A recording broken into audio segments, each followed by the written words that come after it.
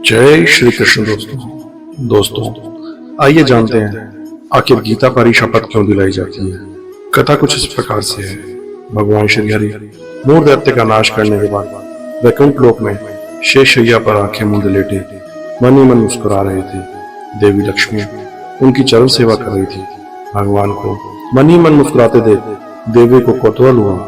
देवी लक्ष्मी ने उनसे प्रश्न किया, भगवान आप संपूर्ण जगत का पालन करते हुए अपने ऐश्वर्य के प्रति उदासीन से होकर ये क्षीर सागर में नींद ले रहे हैं, इसका क्या कारण है? श्री हरि पुनः मुस्कुराए और अपनी मोहक मुस्कान बिखेरते हुए बोले, हे प्रिय, मैं नींद नहीं दे रहा, अपनी अंतर्दृष्टि से अपने उस तेज का साक्षात्कार कर रहा हूँ देवी, जिसका योगी अपनी दृष्टि से दर्शन कर लेते हैं। जिस शक्ति के अधीन ये समस्त संसार है, मैं जब भी उसका मन में दर्शन करता हूँ तब आपको ऐसा प्रतीत होता है कि मैं नींद में डूबा हूँ, परंतु ऐसा नहीं है। भगवान ने इतनी रहस्यमय तरीके से बात कही कि लक्ष्मी जी को कुछ बातें समझ में आई और कुछ नहीं। उन्होंने पुनः प्रश्न किया, हे नाथ, आपके अतिरिक्त भी कोई शक्ति है जिसका ध्यान स्वयं आप करते हो? यह बात तो मुझे घोर विस्मय में डालती है। श्री हरि ने कहा, देवी, इस बात को अच्छी प्रकार से समझने के लिए आपको गीता के रहस्य समझने होंगे। गीता के समस्त अध्याय मेरे उस शरीर के अंग हैं जिसकी आप सेवा करती हैं। गीता के आरंभ के 5 अध्यायों को मेरे पंचमुख जाने, छठे से 15 अध्याय को मेरी 10 भुजाएं समझिए, 16वां अध्याय तो मेरा उदर है जहाँ जीवन शांत होता है, अंतिम के 2 अध्यायों को मेरा चरण कमल समझिए। भगवान ने गीता के अध्याय को इस प्रकार व्याख्या कर दी, लक्ष्मी जी की उलझने घटने की बजाय और बढ़ने लगी। भगवान ने भांप लिया कि देवी के मन में क्या चल रहा है। श्री हरि ने पुनः कहा, देवी, जो व्यक्ति गीता का एक भी अध्याय अथवा एक श्लोक का भी प्रतिदिन पाठ करता है तो सुशर्मा की तरह सभी पापों से मुक्त हो जाता है। अब तो देवी लक्ष्मी और उलझ गई। उन्होंने संयत भाव से अपनी अधीरता व्यक्त करते हुए, हे नाथ, ये आपकी क्या लीला है? एक के बाद एक आप पहेलियां ही कहे जा रहे हैं, कृपया आप मेरी जिज्ञासा शांत करें। भगवान पुनः मुस्कुराने लगे और उन्होंने लक्ष्मी देवी को सुशर्मा की कथा सुनानी शुरू की। सुशर्मा नाम का एक घोर पापी व्यक्ति था। वह हमेशा भोग विलास में डूबा रहता था, मदिरा और मांसाहार इसी में जीवन बिताता। एक दिन सांप काटने से उसकी मृत्यु हो गई। उसे नरक में यातनाएं झेली और फिर से पृथ्वी लोक पर एक बैल के रूप में जन्म लिया। अपने मालिक की सेवा करते बैल को 8 साल गुजर गए। उसे भोजन कम मिलता, लेकिन परिश्रम जरूरत से ज्यादा करना पड़ता। एक दिन बैल मूर्छित होकर बाजार में गिर पड़ा। बहुत से लोग जमा हो गए। वहां उपस्थित लोगों में से कुछ ने बैल का अगला जीवन सुधारने के लिए अपने अपने हिस्से का कुछ पुण्य दान करना शुरू किया। उस भीड़ में एक वैश्या भी खड़ी थी। उसे अपने पुण्य का पता नहीं था, फिर भी उसने कहा उसके जीवन में जो भी पुण्य रहा हो उसका अंश बैल को मिल जाए। बैल मरकर यमलोक पहुंचा। बैल के हिस्से में जमा पुण्य का हिसाब किताब होना शुरू हुआ तो एक बड़े आश्चर्य की बात हुई। ऐसे आश्चर्य की बात जिसके बारे में यदि धरती लोक पर किसी भी व्यक्ति को कहो तो विश्वास ही नहीं करे। बैल के हिस्से में सर्वाधिक पुण्य उस वैश्य का दान किया हुआ आया है। उसी वैश्य के किए पुण्य दान के कारण बैल को नरकलोक से मुक्ति हो गई। इतना ही नहीं, उसी पुण्य फल से पृथ्वी लोक का भोग करने के लिए मानव रूप में जन्म देकर भेजा गया। उसके पुण्य इतने थे कि विधाता ने उसे पृथ्वी लोक पर जाने से पहले उसकी इच्छा भी पूरी की। ऐसा सौभाग्य करोड़ों में किसी धर्मात्मा को ही मिलता है।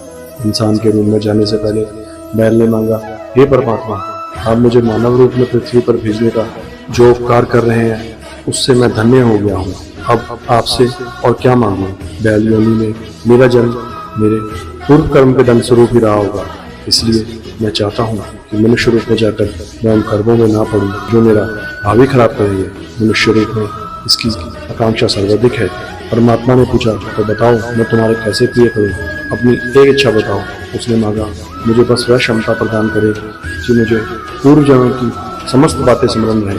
उनका स्मरण करके मैं कर्मों से भटकने से स्वयं को रोक सकूं। बस इतनी सी कृपा और कर दे। परमात्मा ने उसकी इच्छा स्वीकार कर ली और उसे वह योग्यता प्रदान कर दी। पृथ्वी लोक पर आने के बाद उसे पूर्ण जन्म स्मरण थे, इसलिए उसने सबसे पहले उपकार का फल चुकाने का निर्णय किया। पृथ्वी पर आकर उसने उस वैश्या को तलाशना शुरू किया जिसके पुण्य से उसे मुक्ति मिली थी। आखिरकार उसने उस वैश्या को खोज ही निकाला। उसने वैश्या को सारी बातें बताई और फिर पूछा, देवी, आप धन्य हैं, आपके कर्म तो सबसे नीच कर्मों में आते हैं, फिर भी आपके पास इतना संचित पुण्य कैसे था, यह घोर आश्चर्य की बात है। मैं जानना चाहता हूँ कि कौन सा पुण्य आपने मुझे दान किया था। वैश्या ने एक तोते की ओर इशारा करके कहा। वह तोता प्रतिदिन कुछ पढ़ता है, उसे सुनकर मेरा मन पवित्र हो गया। वही पुण्य मैंने तुम्हें दान कर दिया था। वैश्या की बात सुनकर सुशर्मा के आश्चर्य का तो कोई अंत ही नहीं रहा। एक स्त्री ने उसे पुण्य फल का दान किया जिसके बारे में उसे पता तक नहीं था, और वह पुण्य इतना प्रभावी है कि उसकी अध्ययन योनि ही बदल गई। उसने तोते को आदरपूर्वक प्रणाम किया और उसके ज्ञान के रहस्य पूछा। तब तोते ने अपने पूर्व जन्म की कथा सुनाई। तोता बोला, पूर्व जन्म में मैं विद्वान होने के बावजूद अभिमानी था और सभी विद्वानों के प्रति ईर्ष्या रखता था, उनका अपमान और उनके अहित करता था। मरने के बाद मैं अनेक लोकों में भटकता रहा। फिर मुझे तोते के रूप में जन्म मिला, लेकिन पुराने पापों के कारण बचपन में ही मेरे माता पिता की मृत्यु हो गई। मैं रास्ते में कहीं अचेत पड़ा था, तभी देवियों से वहां से कुछ ऋषि मुनि गुजरे। मुझे इस अवस्था में देखकर उन्हें दया आई और मुनि मुझे साथ उठाकर ले आए। आश्रम में लाकर मुझे एक पिंजरे में वहां रख दिया जहाँ विद्यार्थियों को शिक्षा दी जाती थी। मैंने वहाँ गीता का पूरा ज्ञान सीखा। सुनते सुनते गीता का प्रथम अध्याय मुझे कंठस्थ हो गया। इससे पहले कि मैं अन्य अध्याय सीख पाता, एक भेलिया ने वहां से चुराकर इन देवी को बेच दिया। मैं अपने स्वभाववश इनको प्रतिदिन गीता के श्लोक सुनाता रहता हूँ। वही पुण्य इन्होंने आपको दान किए और आप मानव स्वरूप में आए। श्री हरि ने लक्ष्मी से कहा, देवी, जो गीता का प्रथम अध्याय पढ़ता है या सुनता है उसे भवसागर पार करने में कोई कठिनाई नहीं होती। तो इस प्रकार भगवान ने श्रीमद् भगवत गीता के विभिन्न अध्यायों को अपने शरीर का अंग मानते हुए बताया है कि गीता में साक्षात उनका वास है। गीता को स्पर्श करने का अर्थ है आप श्री नारायण के अंगों का स्पर्श कर रहे हैं। भागवत का स्पर्श करके सौगंध लेने के बाद कोई असत्य नहीं कहेगा। इसी विश्वास के साथ गीता की सौगंध दी जाती है। कर्म की व्याख्या करता सर्वश्रेष्ठ ग्रंथ है भागवत गीता, जो सिखाती है कि व्यवहार में मनुष्य का जीवन कैसा होना चाहिए। असत्य बोलना, लालच और मोह में पड़कर अपने निकट जनों को अनुचित सलाह देना और धर्म के विरुद्ध जाना मनुष्य को सिर्फ अपना ही नहीं बल्कि पूरे कुल के नाश का कारण हो जाता है। यह सब सिखाती है गीता। ऐसे ग्रंथों से उत्तम और क्या होगा न्याय की सौगंध के लिए साक्षी रखने को। जय श्री कृष्ण, जय श्री हरि। दोस्तों, अगर ये मेरी बातें आपको पसंद आई तो प्लीज लाइक और सब्सक्राइब जरूर कीजिएगा।